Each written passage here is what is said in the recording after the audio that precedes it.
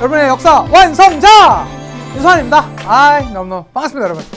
좋습니다. 저희는 사실은 제 이번 강의 특징은 보통 대부분의 선생님들이 세계사를 중국사 쭉 끝내시고 서양사 끝내시고 이제 마지막에 이제 뭐 이슬람사나 인도사나 일본사 이런 것들을 좀 뒤늦게 이러는 게 있는데, 저는 그 파트가 사실 학생들이 되게 힘들어하거든요. 저는 그냥 그걸 먼저 던졌습니다. 그래서 그 던지는 마지막 동남아시아사 파트가 되겠습니다. 여기 아마 좀 생소한 단어들이 나오고 할 텐데, 동남아시아는 사실 시험 문제가 나와도 그렇게 어렵게 나오는 파트는 아니거든요. 그래서 그 나라의 가장 중요한 유적 내지는 인물 이런 거 중심으로 한두 개씩만 딱딱 해두시면 관련된 문제가 나오더라도 얼마든지 편하게 풀어가실 수 있으니까요. 그거 한번 잘 보시고, 이 다음부터는 중국사 흐름대로 한번 쫙, 그 다음부터는 서양사 흐름대로 쫙, 그 다음에 현대사 이렇게 하면서 이제 마무리가 될 겁니다. 그렇게 간다라는 거 다시 한번 기억해 두시고요. 자, 오늘은 이제 동남아시아사입니다. 동남아시아사를 배울 때 일단은 베트남이 중심이 됩니다. 베트남이 가장 좀 이 우리나라와의 역사성이라든가 혹은 이 아시아 지역에서의 갖고 있는 역사적 의미가 좀 있어요. 그래서 그다음에 교과서 서술도 제일 좀 많이 돼 있고요. 그래서 베트남사는 시간적으로 쭉 그 외에 나라들은 중요한 포인트대로 하나씩 제가 딱딱 집어 드릴 테니까 그거 중심으로 공부해 주시면 되겠습니다. 자, 베트남 근대화의 아버지라고 하는 호치민이 남긴 시가 있어서 한번 준비해 봤습니다. 엄동설한의 초라함이 없다면 따스한 봄날의 찬란함도 결코 없으리.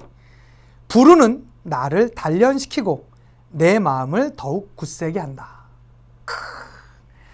사실은 이 베트남의 역사는 정말로 어려움의 역사였거든요. 그럼에도 불구하고 그것은 나를 더 강하게, 나를 더욱더 나답게 만든다라고 했었던 그 시인 것 같습니다. 호치민은 1969년 사망을 하게 되는데요.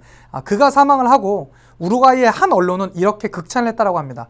그는 우주만큼 넓은 심장을 가진 사람이었으며 아이들에 대한 가없는 사랑을 가진 사람이다. 그는 모든 분야에서 소박함의 모범이었다라고 극찬을 보여주고 합니다. 제가 사실 작년에 베트남을 갔다 왔었는데요. 이 호치민 묘를 다녀왔었거든요. 그래서 참 인상적인 사람. 죽어서도 모든 베트남인들의 한 몸에, 지금도 사실은 그 베트남 사람들한테 물어보면 호치민 하면 호치민 비판했다가 이거 좀 안 될 정도로 정말로 그냥 독재에서 무서워서 그런 비판을 안 하는 게 아니라 정말로 베트남의 마음속에 깊이 남아있는 사람, 바로 호치민입니다. 그의 나라 베트남부터 한번 같이 여행을 한번 떠나보도록 하겠습니다. 준비되셨죠? 한번 가보도록 하겠습니다. 위에서부터 저희가 오늘은 또 이번에 또 한판 필기로 갈 테니까요. 여러분들 잘 따라와 주시면서 가보도록 할게요. 첫 번째, 베트남에 대해서 먼저 한번 달려보도록 하겠습니다. 베트남입니다. 베트남은요, 요런 움직임이 있겠어요. 좀 다시 씁시다. 이건 너무, 그래도 첫 글자인데 너무 글자를 못 썼어. 자, 다시 한번요. 트남. 왜 이렇게 비슷해? 베트남입니다. 가보도록 할게요. 베트남은 사실은 이게 동아시아사라는 과목에 나오게 되면서 상당히 좀 이제 많이 알려져 있습니다. 최근에는 제가 공부했을 때보다는 여러분들이 혹시 그 동아시아 과목이 나오게 되면서 좀 많이 알려졌어요. 그렇게 돼서 실제로 동아시아 공부한 친구들은 그 앞에 찌에우다 이런 거 나오고 나라 세우고 나올 텐데요. 거기까지는 우리 세계사에서는 들어가지가 않습니다. 그거 알아주시고요. 자, 그러한 과정에서 한 10세기경 정도 되면서 그들이 이제 중국으로부터 독립하면서 독자적인 나라의 모습을 보여주게 되는데요. 어쨌든 중요한 건 이 베트남 자체는 중국의 영향을 직접적으로 많이 받았었기 때문에 어떤 문화권을 갖고 있다? 동아시아 문화권을 소유하고 있다라는 거, 요거 하나가 중요합니다.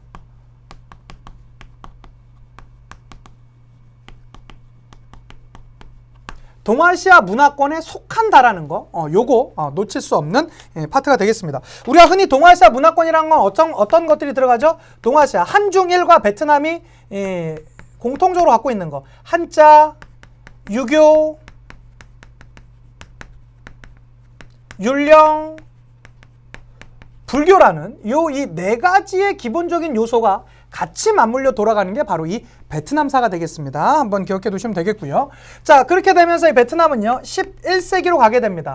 11세기로 가게 되면서 어떤 왕조가 등장하게 되냐면 리 왕조라는 왕조가 등장하게 됩니다. 자, 리가 나온다라면 일단은 국호를 뭘로 하냐면 대월이라고 했었다라는 거, 요것도 하나 기억해 두시고, 요거보다는 리가 나온다라면 요거 하나 나올 거예요. 거제, 과거제가 시행됐었다라는 거. 포인트 중에 하나라고 할 수 있습니다. 과거제가 시행됐었다라는 거 하나 있고요. 그 다음에 그 베트남을 원래 대부분의 지금 저희는 동남아시아를 배우고 있잖아요. 그런데 이 베트남을 왜 동아시아 문화권이라고 합니까? 물론 뭐 중국의 직접적인 영향을 많이 받아서 뭐 한자라든가 유교 율령이 있지만 특히 불교도요. 대부분의 동남아시아는 무슨 불교죠? 상자부 불교인데 비해서 여기에 있는 이 베트남, 특히 베트남 북부 지역의 이 불교는요. 어떤 불교를 수용했었다라는 거? 대승불교를 수용했었다라는 것도 중요한 포인트입니다. 대승불교를 받아들였었다라는 거, 그거 하나 기억해 두시고요. 리 왕조는 특히 과거제 하나 체크해 두시고요. 자, 이게 13세기로 가게 됩니다. 13세기로 가게 되면서 등장했었던 왕조, 쩐 왕조 있습니다. 쩌능따오 장군 혹시 아나 모르겠는데요. 이 쩐 왕조 하면 여러분 그거 아세요? 베트남은 최근에 그 국제시장이라는 영화가 알려지게 되면서 우리나라가 이제 참전했었던 베트남 전쟁에 대해서 다시 한번 이제 나오기도 했었다. 이런 내용들이 있는데 실제로 베트남은요, 이 민족적 자긍심이 어마어마하게 대단한 나라입니다. 왜 그러냐면 13세기 때 몽골의 말발굽이 닿은 땅치고 정복하지 못한 땅이 없었습니다. 그런데 유일하게 정복하지 못한 땅 베트남입니다. 대단한 나라예요. 20세기 최강대국이었었던 미국이 전투병을 투여하고도 승리하지 못했었던 유일한 전투 베트남 전쟁입니다. 그 베트남 사람들은 그 민족적 자긍심이 있더라고요. 제가 깜짝 놀랐는데 제가 작년에 베트남 여행 갔을 때 그 가이드가 그 얘기를 하더라고요. 이 베트남 사람들이 특히 누군 사람 싫어하는지 아세요? 저는 사실 저일 줄 알았거든요. 우리나라 사람들. 왜 그러냐면 우리나라가 베트남 전에 갔었잖아요. 그래서 우리나라 사람이 감정이 별로 안 좋겠다 했었는데 아니래요. 베트남 지금 사람들한테 우리나라 사람들 되게 좋아요. 우리나라 드라마 이런 거 있기 때문에 인기 되게 좋대요. 특히 그리고 거기 우리나라 대기업들이 많이 들어가서 기업을 하기 때문에 우리나라 언어를 배운다라든가 우리나라 문화를 익힌다라는 거 되게 자긍심을 느끼고 한대요. 근데 특히 안 좋은 나라가 중국이랑 안 좋대요. 베트남 여행에 거의 주류를 이루었었던 게 중국인들이었었는데 지금 중국하고 베트남하고 영토 분쟁이 지금도 치열하게 전개되고 있대요. 그래서 지금 베트남 사람들 특히 북부 지역 일대에서는요, 중국인들 지나가면 그냥 이유 없이 때리기도 하고요. 중국인들 가게를 그냥 불도 지르기도 하고 막 그런 경우들도 있대요. 어쨌든 그런데 가이드가 저를 그때 가이드해줬던 사람이 쭉 한번 탔었대요. 타는데 그 택시기사가 그렇게 물어보더래요.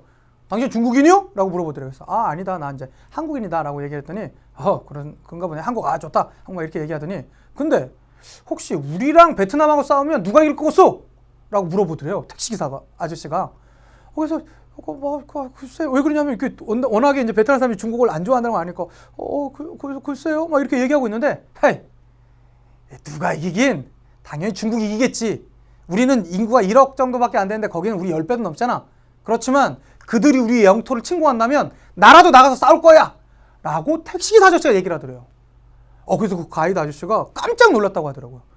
택시기사 아저씨가 저렇게 무슨 전투적이냐. 그런데 그건 택시기사 아저씨만이 그때 특징이 아니라 베트남 사람들 갖고 있는 그런 좀 민족적 그런 느낌이 있나 봐요. 저도 그래서 제가 그 여행 갔을 때 가이드가 그 얘기를 해주는 걸 보고 그렇기 때문에 이 몽골의 말발굽도 이겨낼 수 있겠구나. 제가 그 생각이 들었었거든요. 어쨌든 이 13세기 때 쩐 왕조인데요. 이때는 이제 뭘 격퇴하게 되냐면 몽골군을요 격퇴하게 됩니다. 이 격퇴해서 그냥 몽골이 지나가다가 한번 툭 쳤겠지. 아닙니다. 몽골이가 갖고 있었던 최정예 부대를 보내가지고요. 수십만 대군을 보내서 여기를 베트남을 공격했어요. 그런데 쩌능따오 장군의 바익단강 전투에서 기가 막히게 막아냅니다. 그래서 몽골이 여러 차례 침투했었지만 꺾지 못했었던 유일한 땅이 바로 이 몽골이 베트남 지역이 되겠습니다. 그거 하나 봐주시고요. 자, 근데 몽골을 격퇴하다 보니까 이제 사람들 기분이 어떻겠어요? 다른 나라 전부 다 무너졌는데 베트남이 막아낸 거잖아요. 그래서 이들의 민족 의식이요 상당히 높았겠죠. 민족 의식에 대한 자부심이 상당히 높아졌을 것 같습니다. 자, 그렇게 되면서 여기에 있는 내용을 기록했던 책이 있습니다. 그게 뭘까요? 대월사기입니다. 뭐라고요? 대월사기라는 책으로 여기 몽골의 격퇴하는 과정을 적어냈었다라는 거가 하나가 있고요. 그 다음에 또 하나 봐줘야 될 게 쯔놈 문자. 한자를 받아들이면서 이들만의 이제 독특한 방법으로 이제 풀어내는 이 쩐원 문자로 대궐사기를 기록했었다고 합니다. 그래서 여기 13세기에 이 쩐왕조 봐주시고요. 그렇지만 결국에는 이 쩐왕조도 명나라한테 무너지게 돼요. 그러다가 15세기에 등장했었던 왕조가 있으니 그 왕조가 레 왕조입니다. 사실은 여기 레는 전기 레가 아니라 후기 레 왕조인데 그냥 베트남 살 때 레 하면 15세기다라고 하셔도 돼요. 10세기에도 레가 있었는데 뭐 거기까지는 이제 필요가 없습니다. 자, 중요한 건 이 레 왕조는 누가 세웠냐? 레러이라는 사람이 세웠습니다. 레러이가 건국을 했고요. 레러이가 건국을 했고요. 특히 15세기 때 되면서 중국 문화를요. 적극적으로 수용하는 그러한 정책의 모습을 보여주었습니다. 또 하나. 이 레 왕조 하면 기억해야 될 게 남진 정책을 펼쳐나갔었다라는 거. 남쪽으로 진출하게 되었습니다. 자, 그러한 과정에서 이 베트남은 뭐 위에는 뭐 남월국 내지는 대월국 이렇게 이 베트남 북부 지역은 그렇게 많이 불려졌었는데 이 지역에서 어디 지역까지 이제 잡게 되냐면 남쪽에 있었던 국가를 참파라고 불렸거든요. 아마 뭐 참파벼 뭐 이런 거 아마 들어보셨을 거예요. 이 참파국을 병합하게 됩니다. 참파국을 병합하기도 했었고요. 또 하나 이 베트남에서 가장 유명한 그 이제 비옥한 지대가 이 메콩강 삼각주라고 하지 않습니까? 그래서 이 메콩강 유역 일대까지 메콩강 이 델타 지역, 델타를 이제 삼각주라고 하죠. 이 델타 지역까지 점령하게 된다라는 거. 그거까지 하나 같이 봐주시고요. 이게 이제 다 15세기 레 왕조 때 있었던 겁니다. 자, 그러다가 이제 16세기가 되면서 이들도 분열을 하게 되었어요. 그래서 북쪽과 남쪽으로 나뉘어지게 되는데요. 북쪽은 대원로. 그다음에 남쪽은 광남이라는 나라로 나뉘어졌었다. 이건 그냥 그렇구나 하고 그냥 편안하게 가주시면 되겠습니다. 자, 그러다가 19세기에 이제부터 이제 근현대사 파트가 사실 여기 문제가 더 많이 나옵니다. 좀 기억해 두셨으면 좋겠어요. 자, 19세기에 응우옌 왕조라는 왕조가 등장합니다. 응우옌 왕조가 등장합니다. 왕조는 지금까지 안 썼으니까 그냥 응우옌만 쓰겠습니다. 자, 응우옌 왕조가 등장하게 되는데요. 이 응우옌 왕조는 이 독립 과정에서 누구의 도움을 받게 되냐면 랑스 이 프랑스 왕국의 그 프랑스의 도움을 받게 돼요. 자, 그러한 과정에서 베트남 왕국을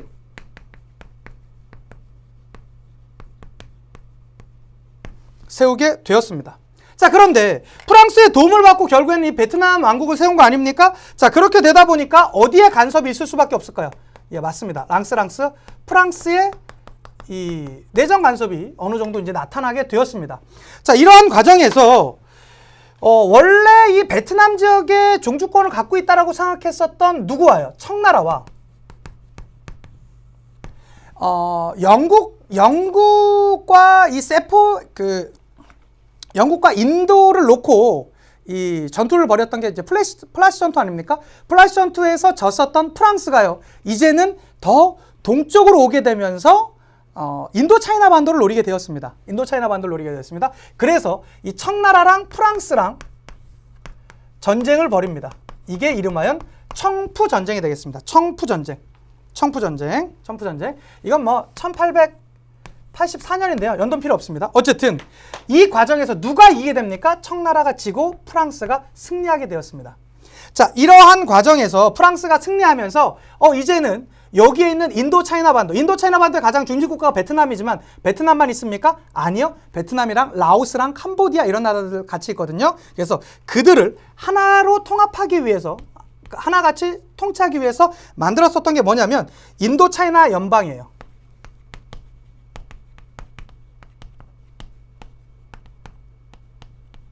연방을 만들어서 뭐 이 베트남 지역을 많이 통치하려는 그러한 모습을 보여주게 되었습니다. 그러다 보니까 상당히 위협을 느끼게 되었었던 이 베트남인들은요, 가만히 있지 않고요, 운동을 일으킵니다. 그게 85년도에 시작되었었던 무슨 운동이다? 근왕 운동이라는 운동을 벌이게 됩니다. 근왕 운동. 물론 이 인도 차이나 연방은 87년에 있습니다. 1887년요.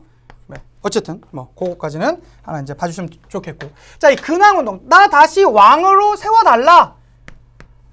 다시 이제 이렇게 되는 거죠. 쉽게 말하자면 지금 권력을 거의 잃어버렸었던 왕이요. 다시 나를 왕시켜달라라고 하는 왕 복귀 운동 내지는 약간 복고적인 성향을 띤, 복벽주의적 성향을 띤 이제 근황 운동이 되겠습니다. 이 근황 운동은요, 유교적 지식인들이 바탕이 되어서 일으켰지만 결국에는 실패하게 되었습니다. 결국엔 실패하게 되었습니다. 자, 그러한 과정에서 이제는 베트남도 20세기를 맞이하게 되는데요. 20세기의 첫 번째 주자가 등장하게 됩니다. 그가 누구냐면 반드시 기억해 두셔야 될 이름. 그러니까 근황운동은 뭡니까? 다시 나를 왕으로 권한으로 시켜달라는 운동이었었고요. 이제는 20세기가 이제 실패했고 20세기를 넘어가게 되면서 그러면 이제 우리 베트남을 어떤 국가로 만들어야 될까라는 움직임 속에 등장했었던 첫 번째 인물이 있습니다. 그가 누구냐면 판 보이 쪼우예요.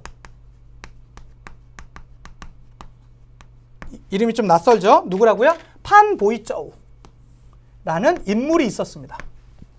판 보이 쪼우라는 인물이 있었습니다. 그는요, 판 보이 쪼우는 되게 중요합니다. 하나씩 같이 봐주셔야 돼요. 일단은 메이지 유신을 보고 감동을 받아요. 아, 우리 베트남도 저렇게 가야 되겠다. 그래갖고 그 비슷한 움직임을 만듭니다. 그래서 베트남 유신회를 만들어요.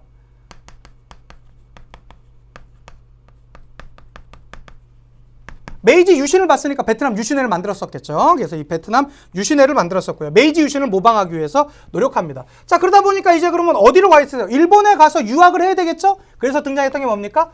동쪽으로 유학 보내는 운동. 그걸 뭐라고 합니까? 동유운동이라고 합니다. 동유운동이랑 여기에 있는 근황운동이랑 많이 헷갈려요, 학생들이. 절대 헷갈리시면 안 돼요. 자, 동유운동은 뭐냐면 말 그대로 동쪽으로 유학 보내자는 운동이에요. 여기서 말하는 동쪽은 어딜 말할 거예요? 일본을 얘기합니다. 일본이 이때 근대화에 좀 빨리 성공했었잖아요. 그러니까 이 판보이 쪼가 보더니 우리도 일본처럼 되겠다. 그래서 그런 운동을 벌인 거예요. 근황운동은 다시 왕을 시켜달라는 왕 복위 운동 같은 게 되겠고요. 아시겠죠? 이제 구분해 두셨으면 좋겠고요. 자, 그렇게 되면서 시간이 더 지나가게 되면서 베트남 광복회를 만들게 됩니다.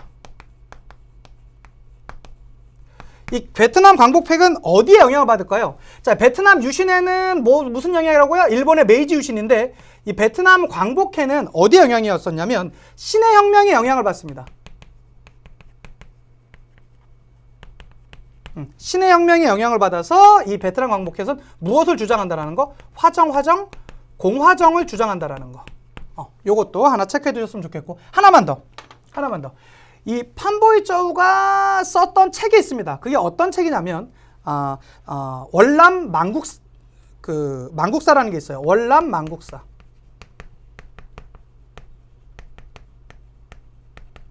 우리나라가 지금 이렇게 어려운 상황에 있다라는 걸 역사적으로 이제 했던 것이겠죠. 그래서 이 월남 망국사라는 책도 판보이 쪼우가 했었다라는 거. 요거 하나 기억해 두셨으면 좋겠고요. 자, 이 판보이 쪼우가 있었다라면 그 외의 인물 한 명 더 하겠습니다. 그게 누구냐면 판 쪼우찐입니다. 이름이 좀 다들 어렵죠? 판 쪼우찐은 하나만 기억해 주시면 돼요. 이거 어차피 우리나라 근대화 시키려면 무언가 근대적 학교 만들어야 되는 거 아니야? 그래서 통킹 의숙을 만들었었다는 거. 끝. 그리고 나서 20세기. 제가 아까 이 시에서도 말씀드렸었던 바로 그 인물. 누굽니까? 치민 호치민입니다. 호치민은요, 기본적으로 사회주의자였습니다. 그래서 호치민이 만들었었던 정당이 몇 개가 있는데요. 단체가 몇 개 있는데 베트남 청년혁명 동지회예요.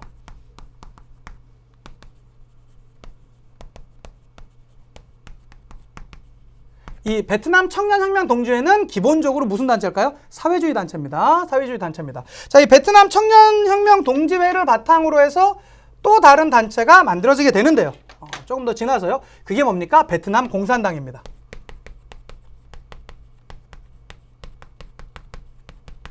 공산당입니다.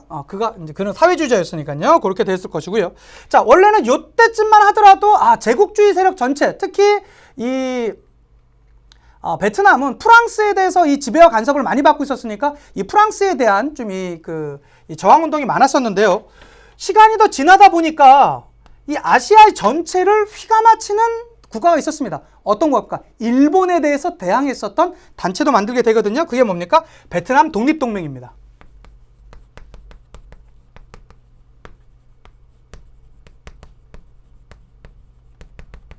자, 베트남 독립동맹은 특이한 것 중에 하나, 어디에 대항해서 만들었었던 것이다?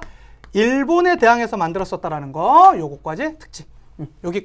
여기까지 정도만 봐주시면 되겠습니다. 물론 그 이후에 뭐 베트남 전쟁 있고 이럴 텐데 그거는 이제 현대사 파트 가면 제가 자세히 좀 해드리도록 하겠습니다. 자, 여기까지 전체적으로 이게 뭐다? 베트남사 전체적인 흐름이 되겠다라는 거. 되셨죠? 좋습니다. 한 번만 다시 보겠습니다.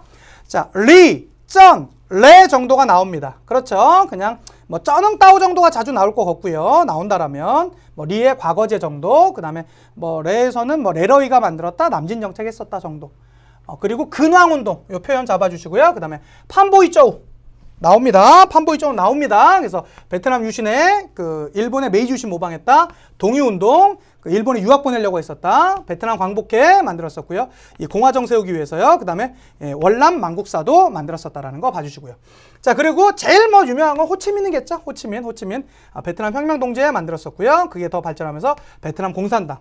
그러면서 더 발전하면서 특히 이 베트남 공산당은 뭐 그 프랑스에 이 저항하는 것도 저항하는 거겠지만 이제 사회주의 혁명에 대한 그런 생각도 있었겠죠. 그렇지만 여기에 있는 이 베트남 독립동맹은 일제가 이제 이 동남아시아로 이제 공격해 들어오자 그것에 저항하기 위해서 만들었던 게 어떤 단체라는 거 꼭 하나 같이 봐주셨으면 좋겠습니다. 되셨죠? 좋습니다. 그 다음 왕조 한번 다음 나라 한번 보도록 하겠습니다.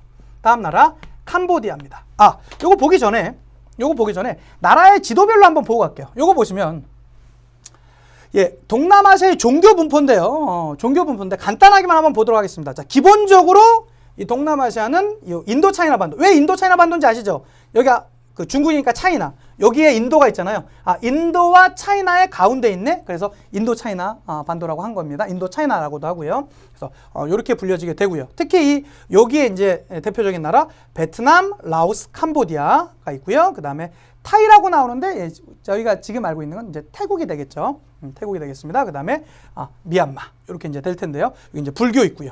그다음에 이슬람교도 만만치 않게 강하게 있습니다.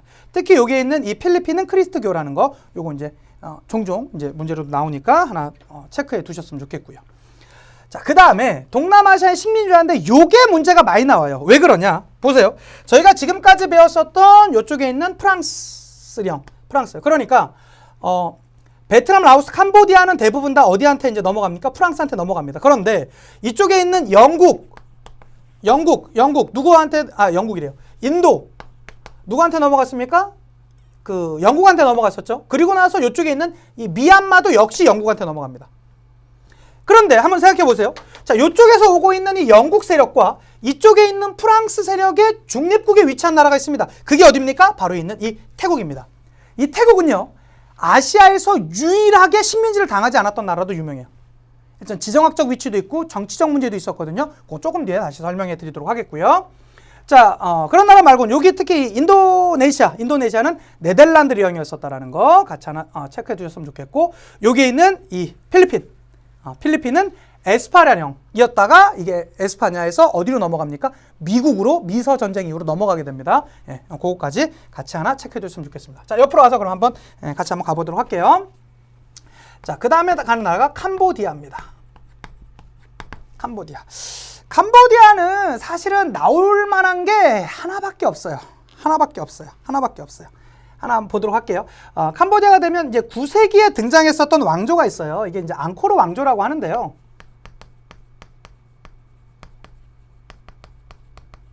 이게 이제 이들이 시간이 지나면서 12세기경에 만들었었던 정말로 전 세계사적으로 보더라도 너무나 잘 만들어진 정말로 최고의 그런 역사적 유물이 있습니다. 그게 뭡니까? 앙코르와트.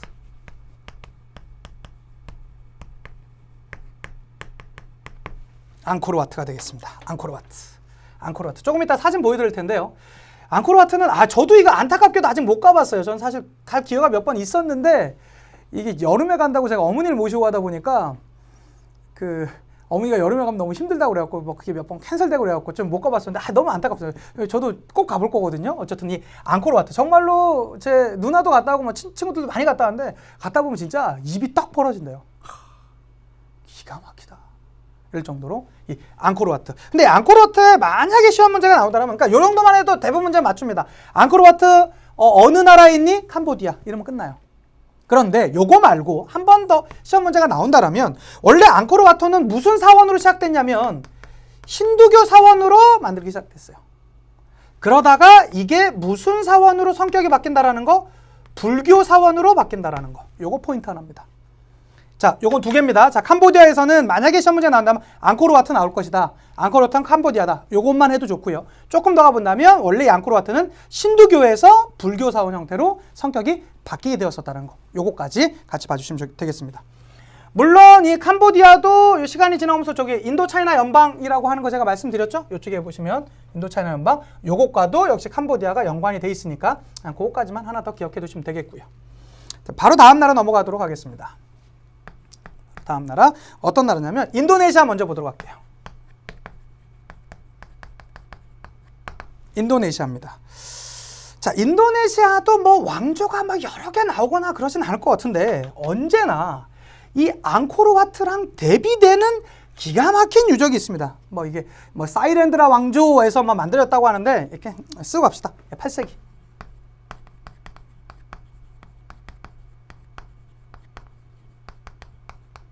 네, 사이렌드라 왕조가 이제 시작되면서 이 9세기에 만들어진 역사적 어마어마하게 유문. 그러니까 이 캄보디아에 앙코르와트가 있다면 인도네시아에 바로 이게 있습니다. 그게 뭡니까? 보로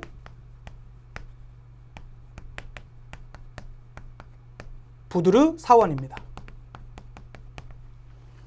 보로 부두르 사원입니다. 보로 부두르 사원.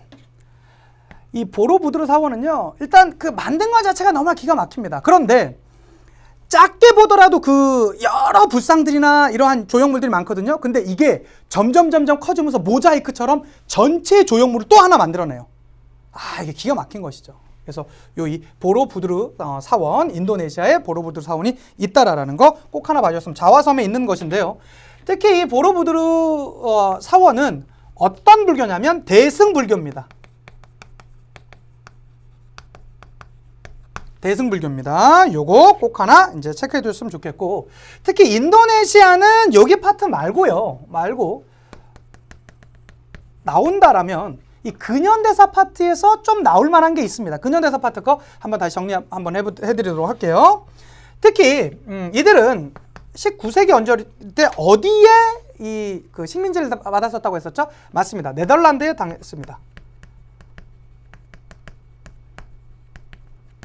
이 네덜란드 령에서 네덜란드 그냥 식민 통치 당했다고 합시다. 네덜란드의 식민 통치를 당했습니다. 자, 그런데 이들은 이 네덜란드 식민 통치에 가만히 있지 않고요, 여러 분야에서 저항했습니다. 자, 어떤 류의 저항이 있었는지 한번 말씀드리도록 하겠습니다. 대표적인 인물들 한번 가보도록 할게요. 첫 번째 인물입니다. 카르티니라는 여성이 있었습니다. 카르티니. 이때 인도네시아만 하더라도요, 뭐 사실 별다른 특히 여성들에 대해서는요, 아무런 교육이라든가 이런 게 이루어지지 않고 있었답니다. 그렇지만 그는 무엇을 얘기했냐면 어머니가 될 여성들을 위한 교육이란 얘기를 했답니다.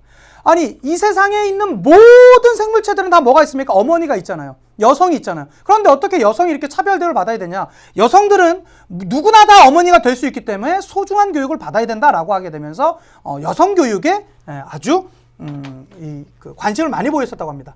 특히 이 여성 교육에 많은 움직임을 보였다고 하는데, 안타깝게도 이 카르티니는요 25살이라는 아주 젊은 나이에 요절하게 됩니다. 그렇지만 그가 이제 죽고 나서 여러 서한들을 죽기 전에 여러 서한들이 그 주변 사람들이랑 주고받았었던 가지고 이제 책으로 엮게 되는데요. 그게 이제 책으로 엮어서 나오는 게 어둠에서 빛으로라는 책이 전 세계에 알려지게 되면서 카르티니의 이름이 많이 알려지게 되었습니다. 그가 어느 나라라고요? 인도네시아입니다. 그거 이제 기억해 두시고요. 그다음에 또 하나 이제 이제 단체 중에서는 무슨 단체가 있냐면 부디 우토모라는 단체가 있어요.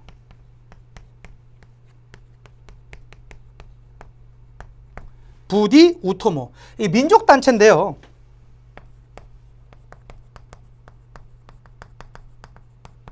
민족 단체인데 이 부디 우토모는요.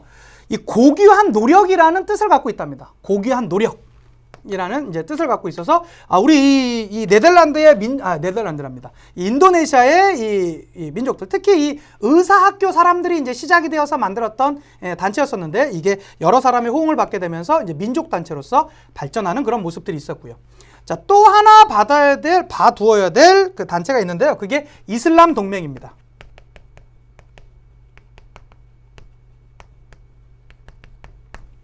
이슬람 동맹입니다.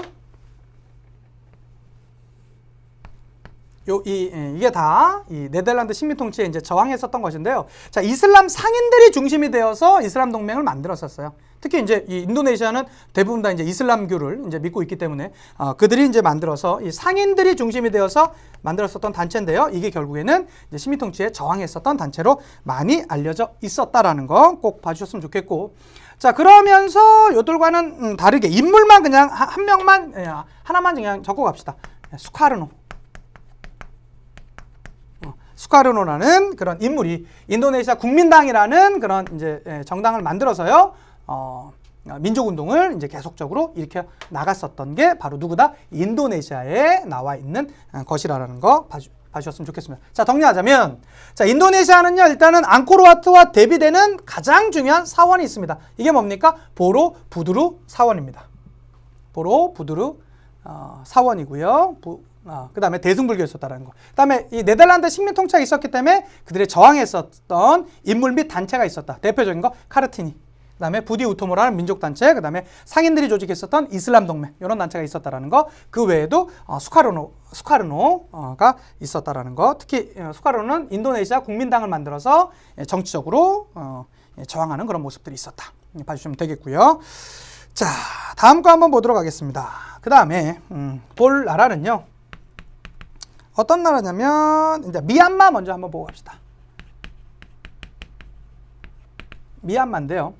자, 미얀마는 뭐 파간 왕조, 뭐 퉁구 왕조, 뭐 여러 가지가 있는데 거기까지는 제가 볼 때는 뭐 크게 의미가 없어 보이고요. 자, 이 19세기에 오게 되면서 이 미얀마는 어디의 식민지였었다고 했었죠? 맞습니다. 영국의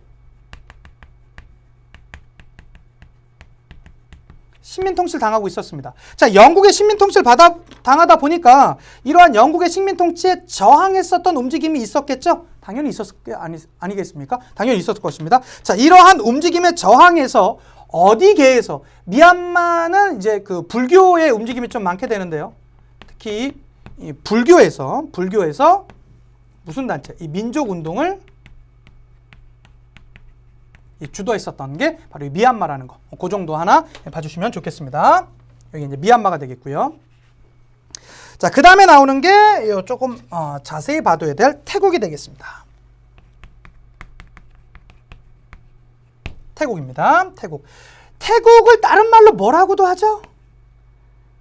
타이라고도 했었고요. 그 다음에 시암이라고도 했었습니다. 이게 다 태국입니다. 태국. 제가 신혼여행을 또 태국으로 갔다 왔었는데요. 어쨌든 예, 여기 이제 되겠습니다. 자, 여기 보면 이 태국이 만약에 이 시험 문제화 된다. 뭐 여기 보시면 아마 제가 여러분들 가지신 교재에 보면 뭐 수코타이 왕조라든가 아유타야 왕조, 뭐 짜크리 왕조 뭐 이런 것들 많이 제가 써드렸을 거예요. 그런데 아마 그것까지 시험 문제 나오거나 그렇지는 않을 겁니다. 그런데 이 태국이 만약에 시험 문제가 나온다라면 바로 요 파트가 나올 거예요. 이 아시아 지역에서, 동남아시아 지역에서 유일하게, 그러니까 거의 하나밖에 없겠죠. 무엇을 유지했었다? 독립국가를 유지했었던 게 어디다? 바로 이 태국입니다. 아니 그러면 다른 나라들과 다르게 분명히 여기가 갖고 있는 뭐 이유가 있었을 거 아닙니까? 바로 그 이유에 대해서 한번 연구해 보자고요. 첫 번째, 일단은 영국이라는 지역이 있었고요. 그러니까 그 어디입니까? 인도와 미얀마를 공격해 들어 이제 식민지 삼고 계속 이 아시아 쪽으로 넘어오고 싶었는데 이미 그 인도 차이나 반도에는 누가 있었어요? 프랑스가 있었잖아요. 그래서 이 영국과 프랑스의 이 세력이 직접 만나게 되면 그들도 사실 서로 부담스럽고 하니까 그 세력에 있는 힘을 완충해주는 역할을 했었다. 그걸 뭐라고 할까? 영국과 프랑스의 완충지역 역할을 했었다. 충격을 완화시켜주는 역할을 했었다라는 거. 요게 가장 이제 중요한 의미가 되겠고요. 그런데 이 지정학적 위치만으로 그렇게 되진 않았었습니다. 아주 적극적인 외교 노력이 있었습니다. 외교 노력이 있었어요. 특히 여기에 보시면 영국한테는 취해법권을 인정해 줬었다라고 하고요. 이거 불평등한 조약이죠. 불평등하지만 영국한테 어느 정도 이권을 주면서 영국이 이 태국을 공격하지 못하게 하는 그러한 정책 제스처를 취했던 것이고요. 그 다음에 이 프랑스에게도 어떤 것을 줬었냐면 캄보디아와 캄보디아와 어디입니까? 그러니까 라오스의 영토를 상당히 많이 넘겨줘요. 그러니까 사실은 태국이 지금의 우리가 알고 있는 태국보다 영토가 훨씬 넓었어요. 그런데 프랑스가 있으니까 너네 여기 지금 인도 차이나 연방 만들고 싶지? 라고 하면서 이 라오스랑 캄보디아의 영토를 상당 부분 넘겨주게 됩니다. 그게 상당히 불평등한 것이죠. 그렇지만 태국의 본토는 지켰다라는 것이고요. 그 다음에 이 영국한테도 치외법권을 인정해 주면서 아주 불평등한 내용이 있었지만 그럼에도 불구하고 이런 걸 넘겨주게 되면서 그들은 이 독립국가를 유지하는 모습을 보여주었었다라는 거. 이건 상당히 외교적인 성과라고 할 수 있겠죠. 당시 아시아 국가들 입장에서 본다면요. 그러한 모습이 있었었다라는 거 하나 봐주셨으면 좋겠고요. 자, 그러한 모습 가운데 어떤 것들이 있었냐? 20세기가 이제 되면서요. 청년 장교들이요. 쿠데타를 일으킵니다.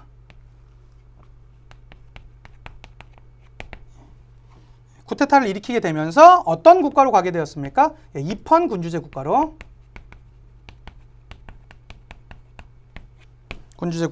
가게 되었었다라는 거. 그거까지 하나 봐주시면 좋겠습니다. 여기가 지금 뭐였습니까?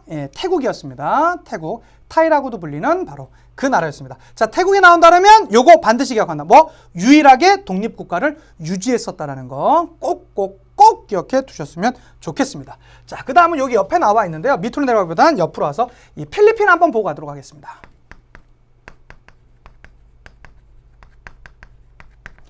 필리핀의 원래 이 고대 역사는요, 저희 세계사 책에서 거의 나와 있지 않습니다. 그런데 이제 근현대사 쪽 오게 되면 이 필리핀이 왜 필리핀인지 아세요? 여기 지역을 발견했을 때 당시에 에스파냐의 왕이 펠리페 2세였답니다. 그래서 그게 필리핀이라는 이름으로 남아 있었다라고 하는 거 아니겠습니까? 어쨌든 중요한 건 이 필리핀은 어디에 식민 통치를 당하고 있었습니까? 에스파냐에 식민 통치를 당하고 있었습니다. 에스파냐에 식민 통치를 당하고 있었죠. 어디에요? 에스파냐에 당하고 있었습니다. 자, 그런데 에스파냐로 유학을 갔었던 한 청년이 있었습니다. 그 청년은요, 에스파냐로 유학을 가면서 에스파냐의 문물을 익히고 여러 가지를 익히면서 당신들이 잘못하고 있습니다라는 것을 꾸준히 얘기를 했습니다. 그리고 나서 멋진 책을 하나 쓰죠. 그게 뭡니까? 에스파냐 유학 중에 쓴 책이 있는데요. 나에게 손대지 말라라는 책을 남긴대요. 그게 뭡니까? 여기서 나라는 건 뭘까요? 필리핀 자체겠죠. 그러니까 너네 떠나라! 바로 이제 그 내용을 썼었던 인물이 있었습니다. 특히 에스파냐의 식민 통치에 대해서 저항했었던 바로 그 인물 누굽니까? 호세 리살입니다. 호세 리살이 되겠습니다. 자, 호세 리살은요, 에스파냐 너네 빨리 떠나라. 에스파냐에 대해서 끊임없이 저항을 하게 되면서 그가 단체를 하나 만듭니다. 그게 어떤 단체냐? 필리핀 연맹이라는.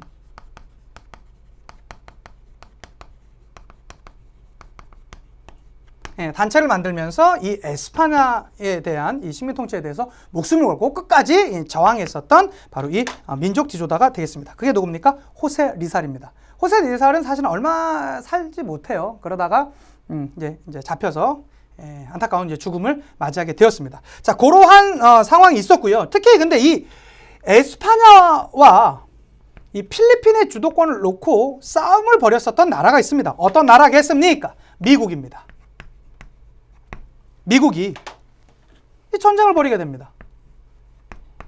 이걸 뭐 미서 전쟁이라고 합니다. 미서 전쟁이라고 하는데요.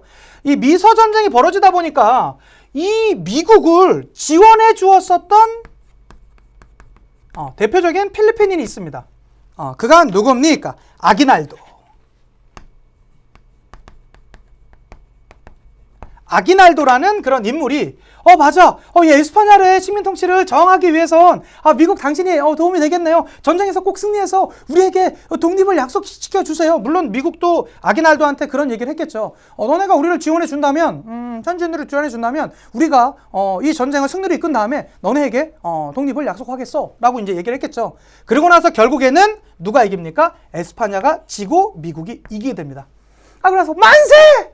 드디어 필리핀이 독립을 했어요! 라고 하고 있는데 잠깐만, 생각이 바뀌었어 라고 얘기를 합니다. 그러면서 또 미국에 의한 식민 통치가 이루어지니까요, 이 지원해 줬었던 아기날도는요, 시간이 지나면서 바로 무엇으로 하게 됩니까? 저항하게 됩니다. 어디에요? 미국에 저항했었던 것이겠죠. 미국에 저항했었던 그 인물 누굽니까? 아기날도, 그 정도 봐주시면 좋겠습니다. 그래서 그 정도. 제가 아까 말씀 안 드린 게 있는데, 호세 리살은요, 어떤 것을 주장했었냐면, 이 그 필리핀인과 에스파냐인이 어떻게 된다? 아주 동등한 권리를 가질 것을 요구합니다. 이 표현이 교과서에 있더라고요. 에스파냐와 필리핀인이 동등한 권리를 가질 것을 요구했던 게 이 호세 리살이라는 거, 그다음에 아기날도. 이 호세리나 아기날도는 작년 수능 시험에도 이제 나왔을 정도로 얼마든지 빈출될 수 있는 문제입니다. 여기가 누구라고요? 필리핀. 이렇게 봐주시면 좋겠습니다. 자, 여기 한번 전체적으로 한번 봐주세요. 지금 동남아시아 전체적인 거 저희가 지금 다 했습니다. 일단은 베트남을 중심으로 전체적으로 했었죠. 베트남 각 왕조별로, 특히 13세기 쩐이라든가 그 다음에 그 이후 근현대사에 오는 인물들, 대표적으로 판보이 쪼우라든가 호치민 주요 인물들 나오니까 반드시 기억해 주셨으면 좋겠고요. 그 다음에 캄보디아 쪽 오게 되면 앙코르와트 성격 바뀌는 거 꼭 기억해 두시고요. 그 다음에 인도네시아 오시면 보로부두르 사원이 있었다는 거, 대승불교. 그 다음에 네덜란드 식민 통치에 대해서 저항했었던 그런 단체라든가 인물들 반드시 챙겨 주셨으면 좋겠고요. 그 다음에 뭐 미얀마는 이제 뭐 불교계에서 민족운동을 펼쳤다 정도만 해주셔도 충분할 것 같아요. 그 다음에 태국 오시면 유일하게 독립국가였다. 그 이유는 지정학적 위치와 외교적인 노력의 결실이었었다라는 거, 청년장교 구테타가 있었다라는 거 하나 봐주시고요. 그 다음에 필리핀 오시게 되면 원래 어디 식민지였었다가 이 에스파냐 식민지였었다가 미국 식민지로 바뀌게 됐었다. 에스파냐에 특히 저항했던 사람 호세 리살 기억해 두시고요. 특히 이 미국과 에스파냐의 전쟁에서 초반에 지원했었던 아기날도는 미국이 그 자신들의 국가를 독립시켜줄 그 모습을 보이지 않자 그 이후엔 저항하는 모습으로 바뀌게 되었었다라는 그 성격까지도 같이 봐주셨으면 좋겠습니다. 우리 나머지 내용들 한번 보면서 가보도록 할게요. 여기 보시면 이가 누굽니까? 판보이 쪼우. 동유운동, 베트남 유신해, 베트남 광복해, 한번 같이 봐주시고요. 그다음에 그가 누굽니까? 치민, 호치민, 베트남 독립동맹 같이 체크해 두시고요. 그다음에 앙코르와트, 기가 막힙니다. 멀리서만 봐도 벌써부터 마음이 설레지지 않습니까? 앙코르와트. 우리 한번 꼭 한번, 여기는 비용이 이렇게 비싸지 않잖아요. 잘 타고 하면 여러분들은 이제 방학 때 되시고 또 대학생 되시고 하면 얼마든지 한번 꼭 한번, 특히 여기 가실 때는요 막 그 뭐 다른 거 막 하지 마시고요, 진짜 운동화 신고 정말로 내가 여기 유물을 본다라는 생각으로 가야 된다고 하더라고요. 갔다 왔다는 사람 얘기를 들으니까. 이게 뭡니까? 보로부두르 사원입니다. 불탑 보시면 여기가 이제 다 하나의 불탑들인데요, 이 전체적으로도 지금 뭘 만들고 있습니까? 불탑을 보여주고 있습니다. 보르부르 불탑, 보르부르 사원 뭐 다 되는 거니까요. 그렇게 이제 봐주시면 되겠고요. 그녀가 누굽니까? 가르티니. 어디 사람이었죠? 인도네시아 사람 기억해 두시고요. 다음에 화폐 속에 가르티니 나와 있고요. 이게 부디 우토모 민족 단체였었다라는 거. 어디에요? 인도네시아의 단체였었던 거. 수카르노 있었고요. 그다음에 호세리살 어디에서? 에스파냐의 저항에 있었던 대표적인 인물입니다. 자, 여기 한번 보시면 이렇게 되는 것이겠죠. 자, 보시면 이젠 제국주의 세력들이 아시아 지역을 막 침략해 오게 되었습니다. 특히 그래서 여기 이 보라색인가요? 요색으로 보이는 게 인도와 미얀마, 영국입니다. 그다음에 이쪽에 이 초록색으로 보이는 게 프랑스령 인도차이나죠. 그리고 이 가운데는 태국이 버티고 있고요. 이쪽에 이제 네덜란드 잡고 있었다라는 거. 그다음에 일본이 이제 한국을 이제 식민 통치하고 있는 모습도 있었고요. 그다음에 미국. 원래는 에스파냐에서 이제 미국으로 돌아왔었던 게 필리핀. 여기 봐주시고요. 뭐 호주라든가 다른 나라들까지 전체적으로 있었다라는 거 기억해 두시면 되겠습니다. 자, 한눈에 봤고요. 이제 문제 한번 풀면서 정리해 보도록 하겠습니다. 다음 자료에서 설명하는 나라에 대한 탐구 활동의 주제로 가장 적절한 것은 나와 있는데 한번 보도록 하겠습니다. 자, 우리 대월국은 진실로 무명화된 국가이다. 찌우다의 남월 창건 이후부터 리왕조 이렇게 쭉 나오고 있지 않습니까? 어떤 나라입니까? 트남, 베트남입니다. 선생님 이거 베트남만 해서도 문제 풀 수 있을까요? 한번 보자고요. 1번입니다. 윈강 석굴의 건립과 그 의미. 이 윈강은 이제 중국 특히 남북조 시대에 이 북조에서 있었던 이 국가거든요. 그래서 그렇게 이제 봐주시면 되겠고 2번입니다. 가나 문자의 등장 시기와 특징 나오는데요. 이건 해이안 시대가 되겠죠. 3번입니다. 만우법전의 편찬과 배경. 만우법전 어딥니까? 인도 구프타 왕조. 4번입니다. 찌노문자.